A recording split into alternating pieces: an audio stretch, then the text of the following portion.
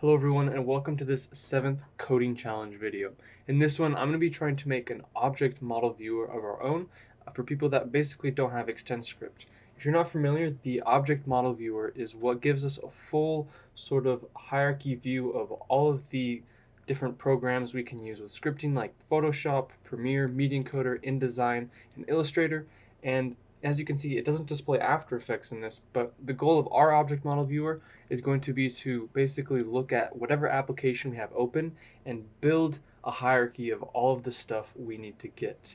Now this is going to be a pretty difficult thing, but I have a few ideas of how we can go about it. And it may not be as formatted as nicely as, say, this here, but we may be able to sneak in some code. We could even generate like an HTML or something to create an object model viewer in there. But the main goal first, at least in this first part, is that we're going to get all of the different objects, properties, and methods hopefully available for whatever program we choose. And it's probably going to be something where we open, say, After Effects, link it to our script, run it, and then that compiles our After Effects object model viewer type of deal. And it should only have to be done once if we can create some kind of deliverable. But before we get started, I do want to remind you down below, hit subscribe and the bell icon to be notified of new videos coming out twice weekly on the channel. And down in the description, you can check out the code for this in the GitHub link. Make sure you follow us there as well for coding updates. And in the description, you can also follow us on Instagram for other updates. If you're not a member of our Discord server, you can join and get help with scripting, extensions, plugins, expressions, and much more. And if you'd like to help support the YouTube channel and get cool perks, you can become a member, supporter, premium supporter, or VIP, get cool badges, and as I said, perks, Discord member status, and much more. Link for that is in the description. So, how are we going to go about creating our own object model viewer? How does extendscript itself go in and get all this information? My idea of how it does that is using the application object. When we look at pretty much any scripting guide, let's just say, for example, the After Effects scripting guide, we have usually the highest level up. Well, I guess we have the global functions, but we also have the application object. And as far as I know, most things are contained within the application object. You say app.project, app.project.activeItem, app.project.comp, or app.project.comp.layer. So everything starts with the app. If we can somehow branch out to each of the possibilities, that's sort of how I think I'm going to be able to build this object model viewer. So let's go ahead and start. I'll launch After Effects and connect it to Media Encoder, or to extendscript, and I'm going to say var this app. Usually I would just say app or application, but since we're going to be doing it on an application by application basis, we'll launch the program and then launch the script in it, and hopefully it will work in whatever. We're just going to use this app, and I'm going to set this equal to app. That's something I don't normally do, but this is going to be our starting point, and I'm going to first start with a right line for our application. So bring After Effects over here, and what do we get? We get an application object, pretty self-explanatory, and now we just want to be able to loop through everything inside of here. Now, because this is an object, we can loop through an object by saying for var I in app, and if we just say I, we write line I every time. This should give us every one of these properties we see in our data browser here. In this case, this is like all the things that are accessible in our application. We have app.activate, app.activeViewer, app.rTooltips enabled. And maybe one thing I want to know is how we can differentiate between a method or a little function that we can do to our application and a property, like what's the name of our application, for example. Let's go ahead and add another right line, and we'll say app. Since this is an object, we can say app and the property called I. So now if I run this, it should give us the properties and the values. As you can see, we have quite a few functions here. Let's see where actually. I want to start off by saying creating a nice barrier like start. That way we know when it starts.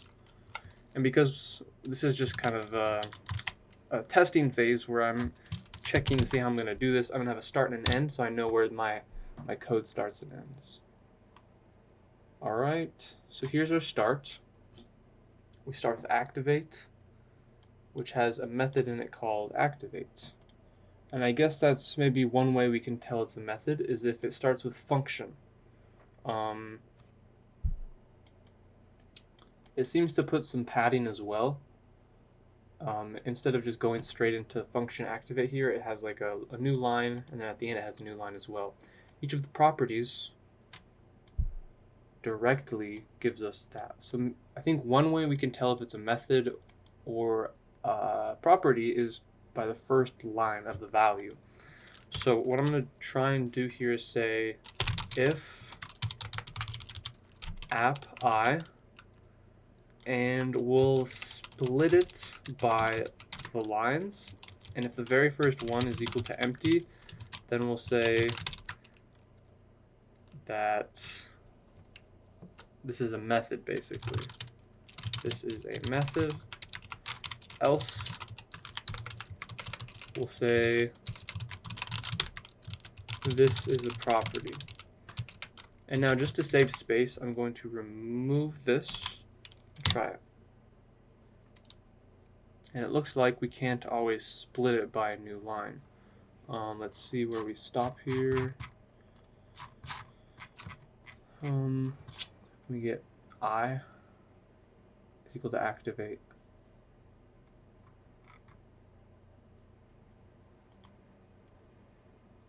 Can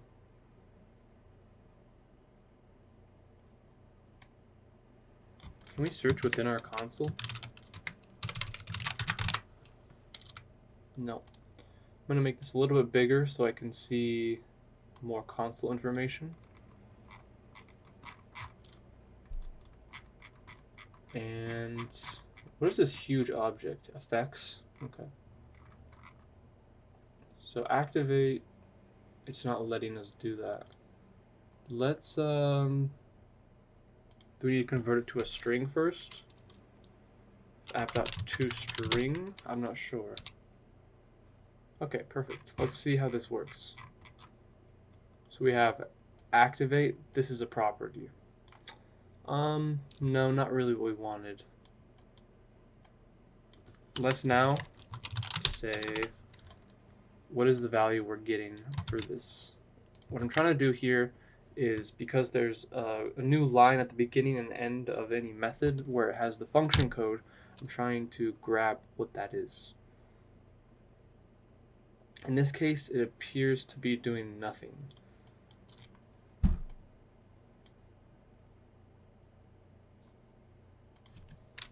Let's check the length of this. If I split it, maybe it needs to be something different. What if I do, not that, I need n.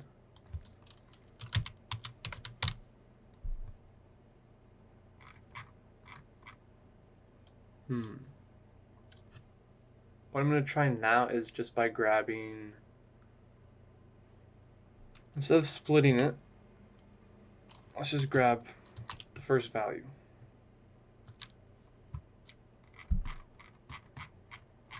In most of the cases, it should give us like a letter if it's a property. For activate, it's blank. So try that maybe without the split.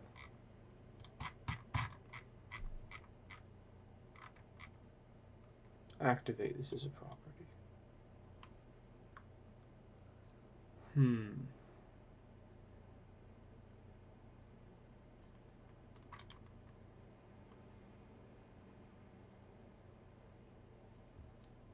So I'm actually probably gonna need to save this. It looks like we're getting some freezes. I'm trying to think of the best way to do this then. If we grab the very first index, it's giving us like two empty lines. I'm gonna go ahead and save this, create a quick GitHub repo. We'll just say object model viewer builder, build an object hierarchy for any Adobe program.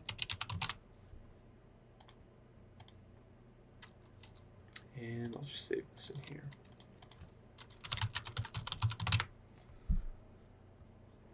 So I'm gonna make sure I'm not freezing on my recording too. I need to figure out what this value is. The way I'm going to do this to conserve and not have to display a million properties, I'm going to say counter is equal to 0. And since we know activate is our very first method here, we're just going to go and display these for as long as counter is equal to 0.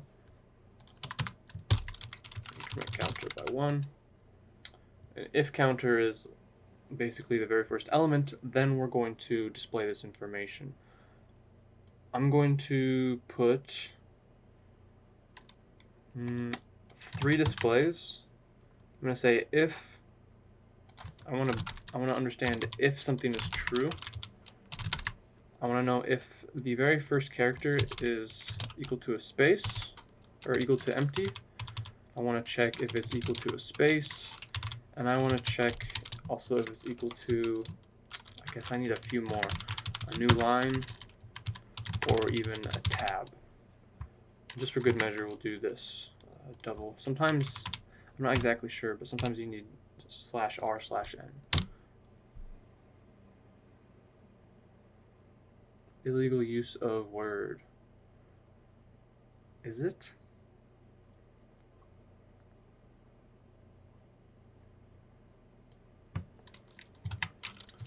Okay, we'll do this. Standard method. We'll just say empty.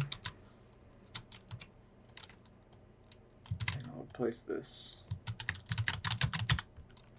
If it's equal to a space, we'll say space. And this all kind of seems annoying, but it's kind of required just so we can know for sure that we're getting whether it's a method or a property.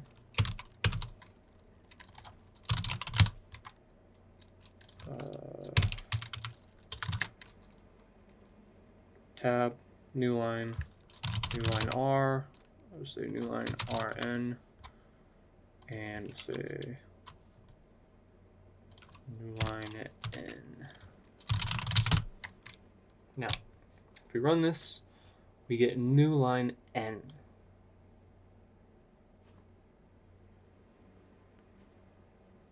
So let's say if the very first character is that, this is a method. Now let's reintroduce, I'll go ahead and comment all this out. Let's remove our counter code here. And now if we run this for all of the things, let's see how accurate we are. Activate, this is a method, correct. Active viewer, this is a property. App name, this is a property. Begin suppress dialogues, this is a method. So I think we now have it successfully identifying which are methods and which are properties, which is important for what we're going to do next, because if it's a property, it might have sub-properties as well, or it might just be a display property. Like a name, for example, doesn't have sub-properties. So in the case that it gave us like the application name, we would want to just stop there and have that information read. But if it was, say, the effects gives us a whole array of objects, which are effect objects, which we would need to now further go in and adjust. Now, one thing about that is the object model viewer, if it had an After Effects link, it wouldn't give you a list of all the effects. And for that example, the list of all the effects depends on your system and what you've installed. So one thing we might do is if it's not just a display property, like for example, app name is After Effects, if it's something more complicated,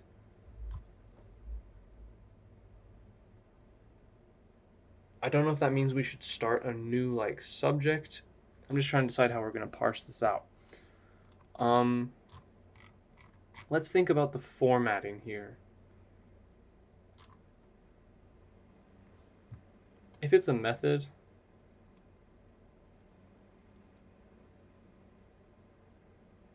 do we want to do this with HTML?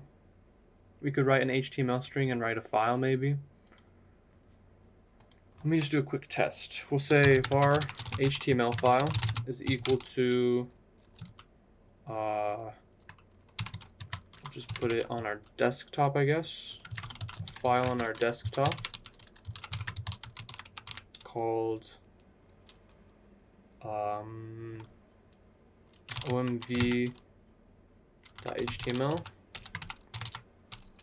Then we'll have an HTML string, which we'll set to be empty. And now, actually, we'll start it off with, I guess, like a header.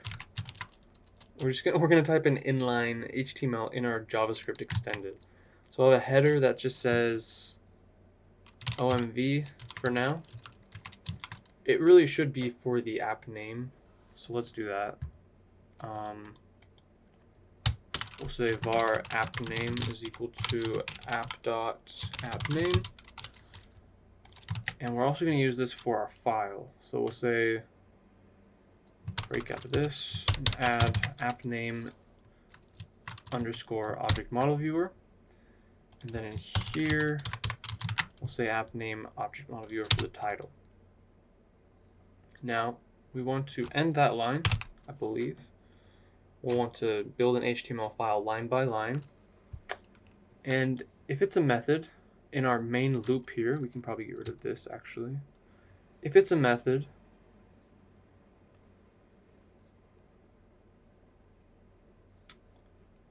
we need like a property header. So we'll say property header. For example, the first property we start out with is app. So we want the app display, I guess. We'll say h3 app and h3. And take our HTML string and add our property header. Then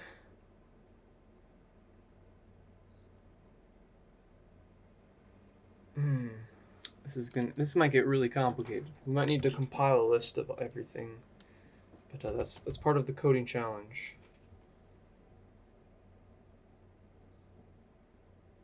So let's do, if the current thing we're looking at is a method,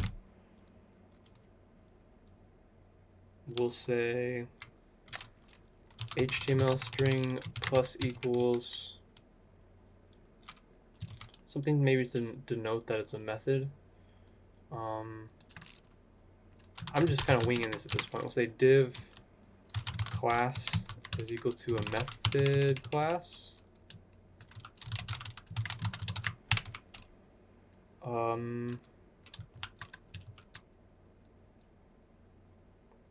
Plus app, or I guess just I, which is the name of the property or the method. Make sure it's in a string format just in case. And we'll say end div.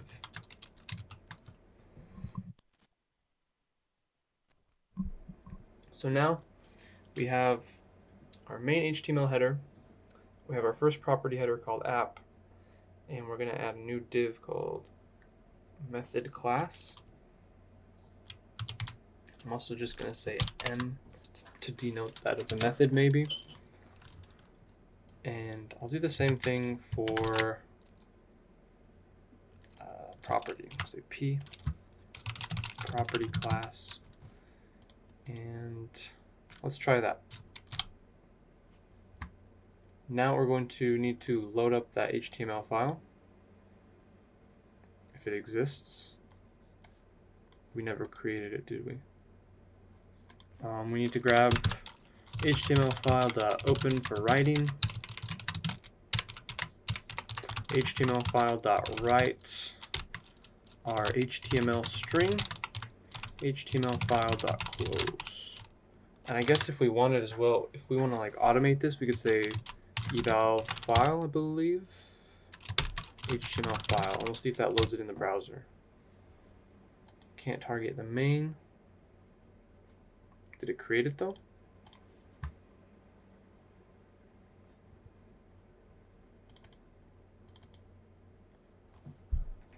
Let's see. We go wrong somewhere here. HTML file .open for writing. Write our HTML string. Oh, there it is. All right, so that's a good start. We have our After Effects object model viewer, and first we have the app. Then we have a method called activate, a property called active viewer, etc. Actually, this looks already better than I was expecting. But the question is, say we get down to effects here, or I'm trying to think, because the next level down would be like project here. Project is a level deep. It's the next like object level deep. So how are we going to handle that? Perhaps if the length of this property is greater than 1 or has a bunch of elements within it.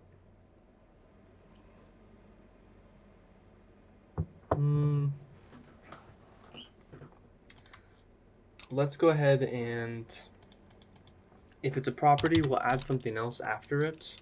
HTML string, or sorry, if it's a method, then we'll say create another div, the class method function, I guess. And this is going to be the actual code itself. We also, the HTML string is actually working automatically where we don't need to add a new line, but we may want to just for a little bit of organizing.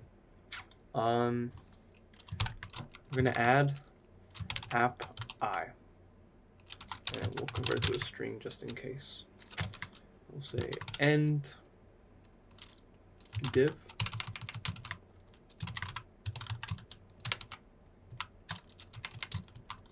And I think because if I try and eval this file, it's not working. I think it's because I'm trying to open it by default with Sublime. Maybe if I set the default to Brave, my browser, it'll work different. No, it won't. That's fine. We can actually just refresh it here. So you can see we have our activate function or method, then it has function activate native code.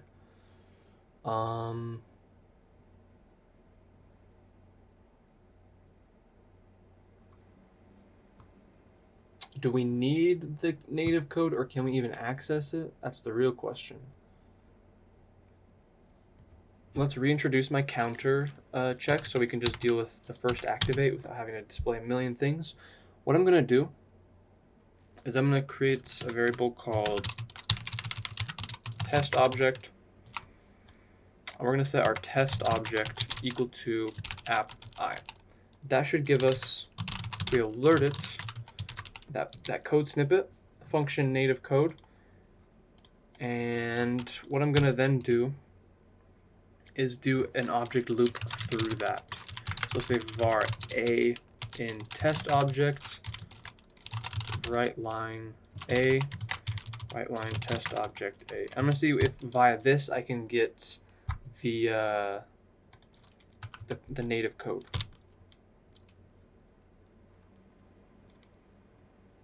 No?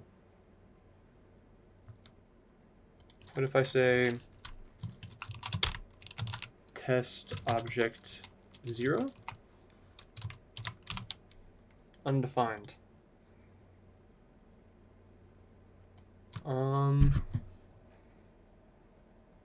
Does it tell me what kind of object it is? Native code. Can we access that somehow though? Or do we just need to display activate in parentheses to show what the method itself is?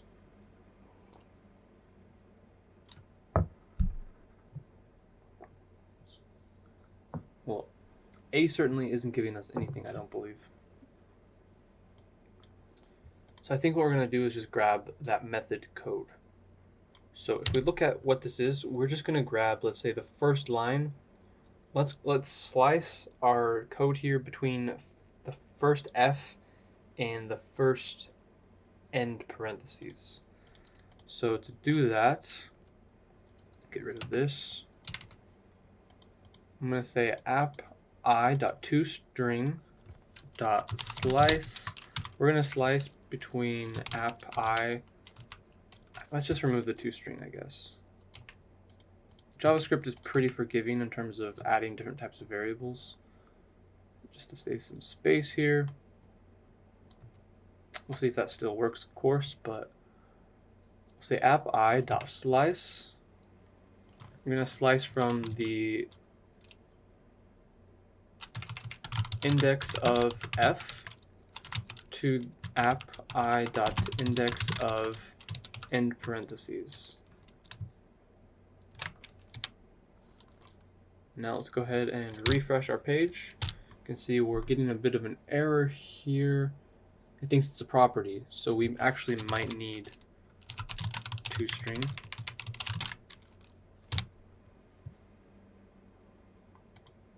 Yeah, I think we have to use toString.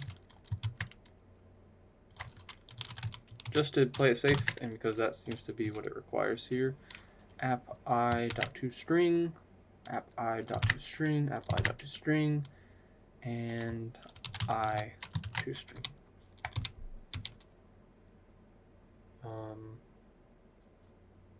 Okay. Oh yeah, we need to reintroduce or re-comment out our counter stuff. And you can see we have function activate, but it doesn't have the closing. So I'm going to add +1 to our slice. All right. Also, another thing I'm going to do, add an end line. So we have a bit more spacing, if that works. That does not work. Do we need to add a BR?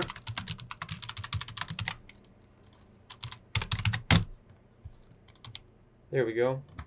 It's not the prettiest right now, but this will help start separating things out, and we can style it and stuff later. So we have a method called activate, and that method itself is just called activate. Then we have a property called activeViewer, etc., etc., and all of our methods here display the function name. That should be as far as we need to go for any of the methods we find. But now we need to start going deeper into the properties. So let's now move on to, let's find out which index is our project, because that's sort of the next piece down. And I want to see how we can differentiate between, say, a project, which contains, compositions, items, and all that in the project panel over here, versus something like the app name, which only contains a piece of text which says like After Effects. So we already know that that's a method and that's a property. We'll probably leave a comment just so we never forget. It is a property. And we're going to say if I.toString is equal to project alert counter. No?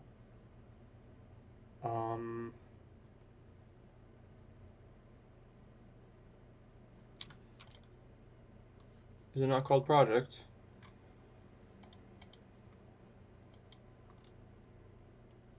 Oh, it's lowercase. 51. So now instead of saying if counter is equal to 0, I'm going to say if counter is equal to 51. That means we are on our project property.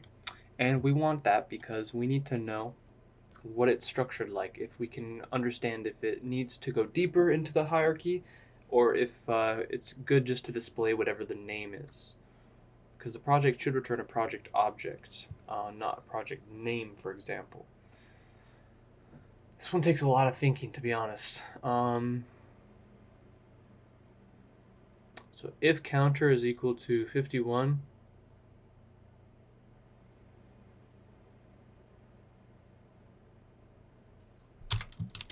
alert app I, just for starters.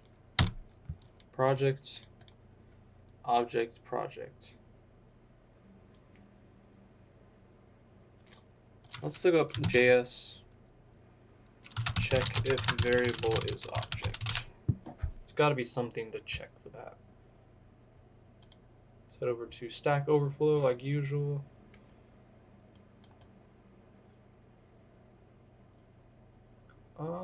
Can we use this? Is this ECMAScript 3 compatible? Instance of doesn't work for objects created using object.create. What if I do if app I is an instance of an object, apps, alert app I is an object.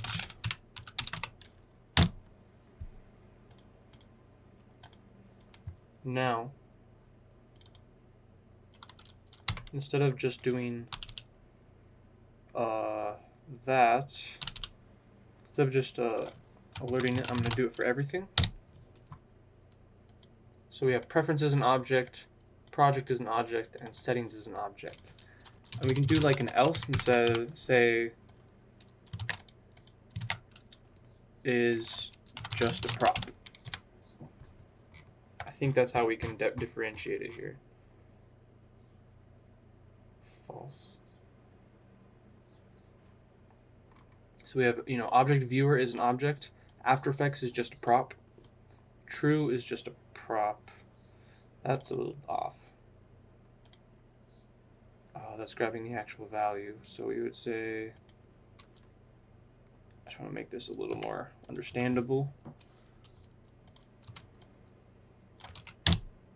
So now, active viewer is an object, something we need to go deeper down into. App name is just a prop. Our tooltips enabled is just a prop, etc. So that should be how we identify the difference between something we need to go deeper down into the structure with versus just something we need to read. If it's something we just need to read, actually let's label this first. This prop is an object we need to dive deeper into. This prop is a simple prop that we just need to read, I guess.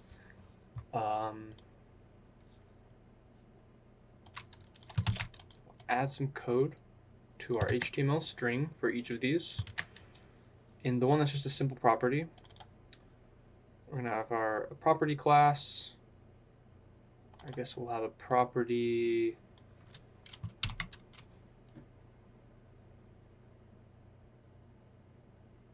So the thing is, if I read the build name or the build number, it's going to return that for whatever my After Effects project or whatever my project to open is. It's not going to provide any extra information. The only thing that will provide extra information are these other objects that I can go deeper into. I guess for now, though, we'll just say do that. That writes two of them.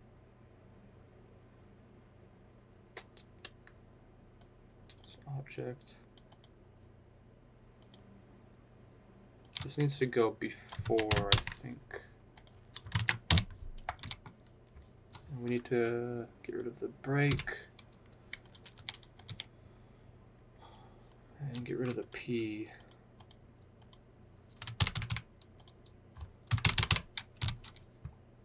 So now we have active viewer is active viewer, app name is After Effects, our tooltips enabled is true. I don't know if we need this information. The object model viewer isn't going to give me that information if I were to load it up, but maybe for this case it's fine. Now, the tricky part is this next part. That was sort of the main meat of everything that needed to be done, but now this is the part where, let's say, for example, we get the effects, I believe, as an example. If we get the effects, we get a whole array of effects, or we can look at these other examples. active viewer has a sub object within it. If we grab the .active viewer, it gives us a viewer object which we can go deeper inside of. So with that being said, we need to be able to sort of instantiate another version of this. This whole thing, application, contains a whole bunch of stuff. But if we come across something that has more sub properties, we should create another one, I think.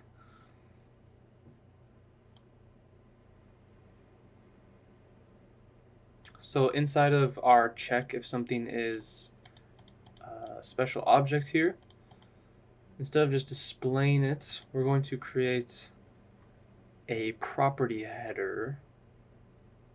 So we'll use an H3. I'm forgetting semicolons left and right here.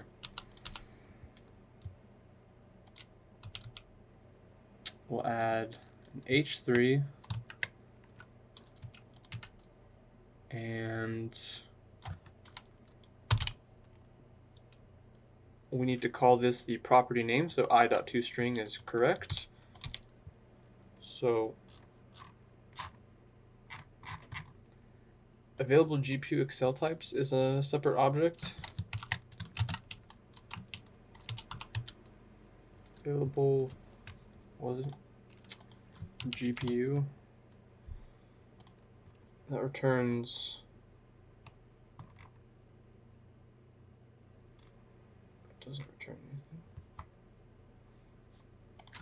Alright, I'm just unfamiliar with that one. So as you can see, we have a new bolded thing here, which we should now display all of the sub-properties of, which we can do via... We actually need to create another object here. We'll say, we should have just kept our test object. Or we could say sub-object. Say sub-object is equal to app I. And say for var a in sub-object.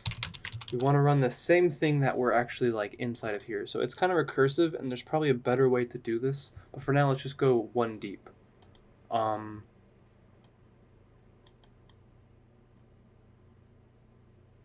If we have a sub-object, we need to check if that sub-object is a property or method again.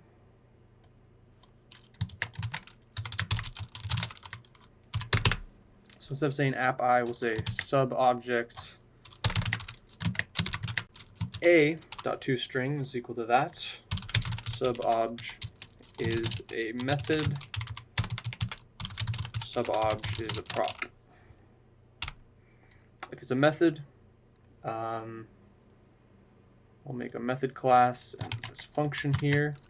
I'm just going to copy and paste the code from previous, and I'm going to say a instead of I, and we're going to say sub-object I instead. We're just going to replace everything with our sub-object variable.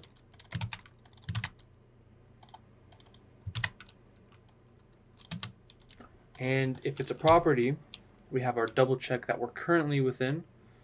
We're going to say HTML string add property class with a, and then we need to check if it's an instance of an object or not. This needs to be placed with sub-object a, sub-object a. I'm trying to think if we can do like a do-while loop, because what if it goes deeper and deeper down the rabbit hole? For example, if we access our project and then the items within that, that's already 2 levels deep, and we need to get down to say the layers or the properties within that. Then we'll say if it's a method, or sorry, if it's an object, we need to add our header. HTML string add a header with a. Otherwise, we need to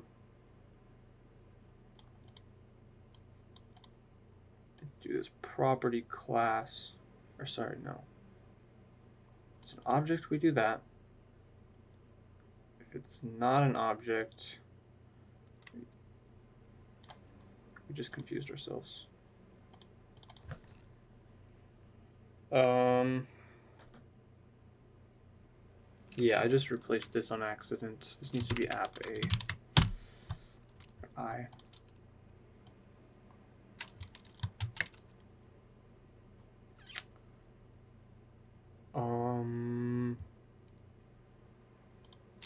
I need to undo some of that. I got a little confused. Where's the exterior here? If it's a method, if it's not a method. Okay. If it's a method again, do that. That should be all set. And we'll replace these with a.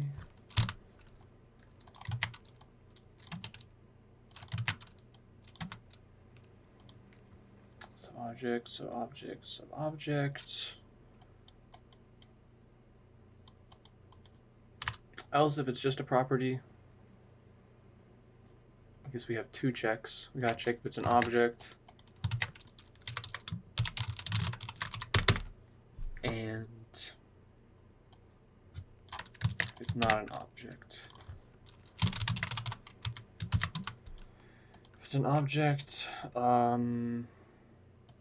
that. Let's add a new header using a.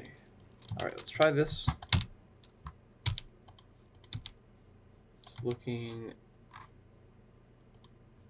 quite similar.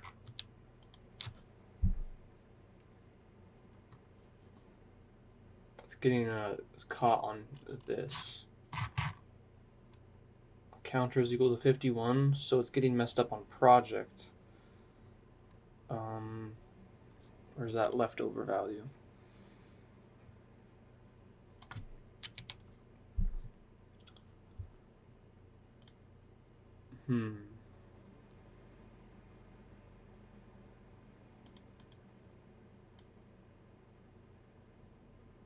Did we maybe forget to replace something?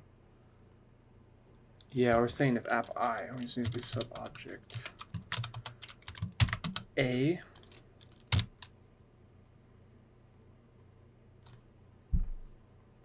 In this case, subobject is equal to what?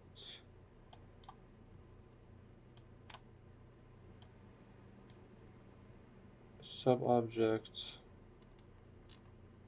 You get like a name or something. It's definitely a project object.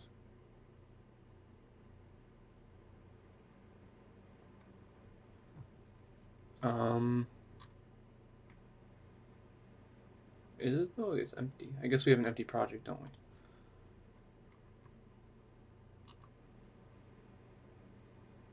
Subobject A dot toString is equal to that. Let's find out what A is, I guess, and what subobject A is.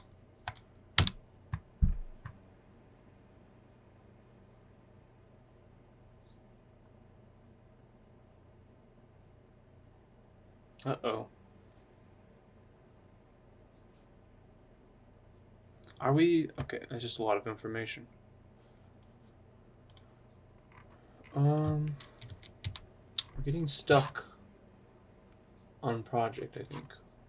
What's after save to disk?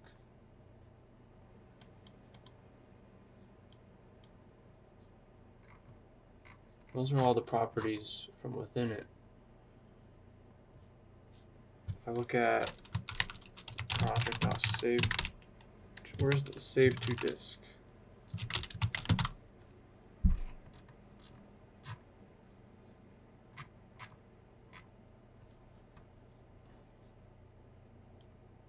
Save to disk active item. App.project.active item. Gives you null. So since there's no active item, it's giving us a null value for subobject A. Okay. So we need to check that the value we're evaluating is not null, I think.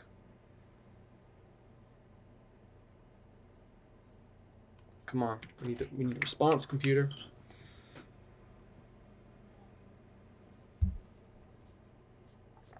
Let's make sure we save this. We'll say if sub object A does not equal null, then we are happy to run all of this and checking if sub object A does not equal null. That work?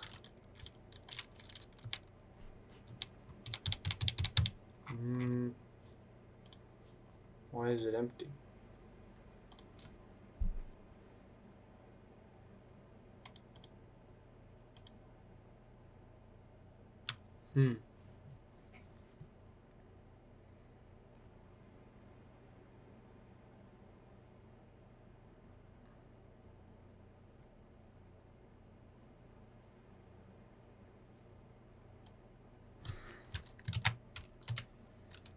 Let's try putting this right here. And right here as well. Being stuck on that again.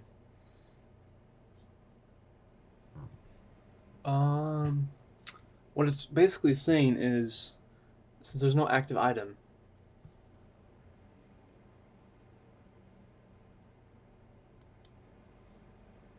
but then it's skipping it, which is not what I want at all.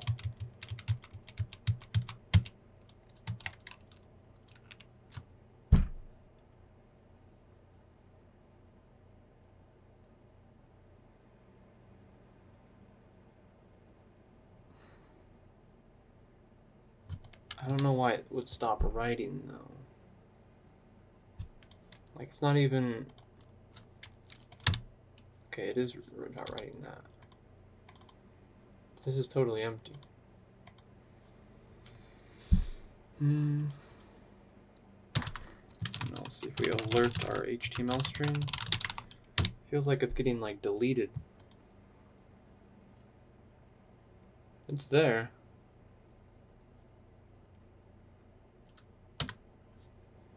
Is it having trouble writing all that? Why is it not?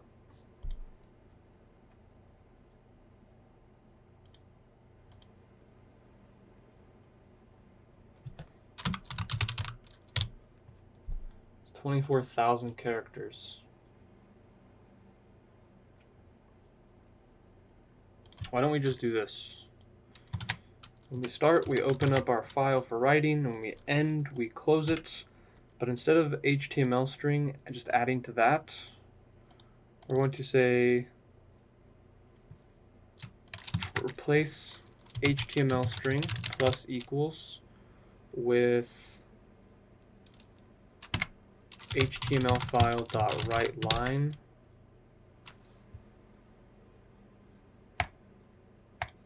and I'm gonna open this up before. We're gonna have to add a bunch of end brackets, which is totally fine. Maybe if we just write it one line at a time, things will work out better. I think it just might be too much data for it to write all at once, so if we just incrementally do it, we'll have more luck.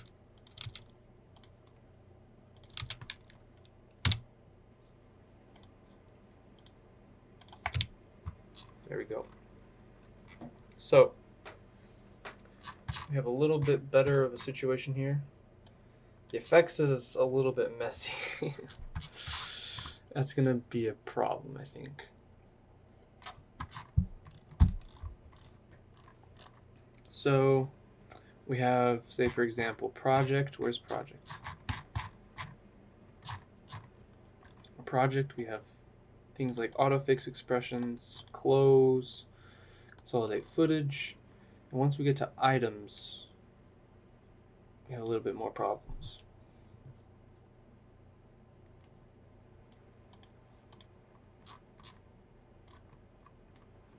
So this is a good start. We need to figure out how we're going to sort of do like a do while loop and dive in to the subproperties, and also we need to avoid issues like this, The effects is giving us continual problems because each effect is its own separate object. So if it's an object, it thinks that it needs to use that as a new header.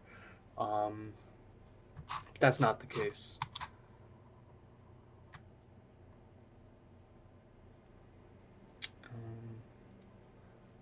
I think I might split this into two parts. The first part would be the basic setup, and then the second part is where we'll make the little adjustments and then fix all these little bugs, which might take some thinking about. So on the to-do list then is to fix this effects, which just displays everything really, but everything else is sort of working good. I'm not sure if we should have it like sort of sub-incremented like this. Maybe we should tab over these sub elements or something. Also, we forgot to do our title. HTML file, right line, start that off properly. So we can probably remove that alert. So that's going to be a stopping off point for part 1. The next part will be coming out. Let me check for you. The next part will be coming out at the end of the month on May 31st, part 2, where we're going to be going over the rest of this. We're going to be looking at how we can use like a do while loop or some kind of loop to go through as many different sub objects we have. What I mean by that is you have your application, but inside the application you might have a project. Inside the project you have items or compositions. Inside a composition you have layers. Inside of the layers you have effects, and more and more and more deeper. So that's something I'm going to go off and do some thinking and maybe a little bit of testing about before we finish off this coding challenge. But you can already go ahead and check out the code for this in the GitHub link. I'm going to go ahead and push this so that you guys have access to it. Part 1 commit. In part 2, we're going to be, again, just modifying the errors we find, especially with things like it displaying all the effects out like this. And we're going to adjust the styling so that it starts to look really nice. And from there, you can sort of take it and do anything you want with it, make maybe things drop downs instead of just listed elements. And we're also going to test this out in other applications to see how it works. But thank you for watching this first part of this 7th coding challenge video. If you enjoyed the video, hit the thumbs up button. Down below, hit subscribe and the bell icon to be notified of new videos coming out twice weekly on the channel. And down in the description, you can check out the code for this in the GitHub link. Just committed it. And you can try it out for yourself, start making modifications, or just taking a look at the code yourself. And again, May 31st, last day of this month, we will be releasing the second part of this video where I go over and adjust the final things that are required to make this look better, function better, and a lot of other things. Also down in the description, make sure you follow us in the GitHub link, and make sure you follow us on Instagram as well for other updates. If you want to get help outside these videos, you can join our Discord server and get help with scripting, extensions, plugins, expressions, submit tutorial ideas, and much more. And if you'd like to become a channel member, get cool perks, and help us out financially, you can become a member, supporter, premium supporter, or VIP, link in the description. Thanks again for watching. We'll see you next time.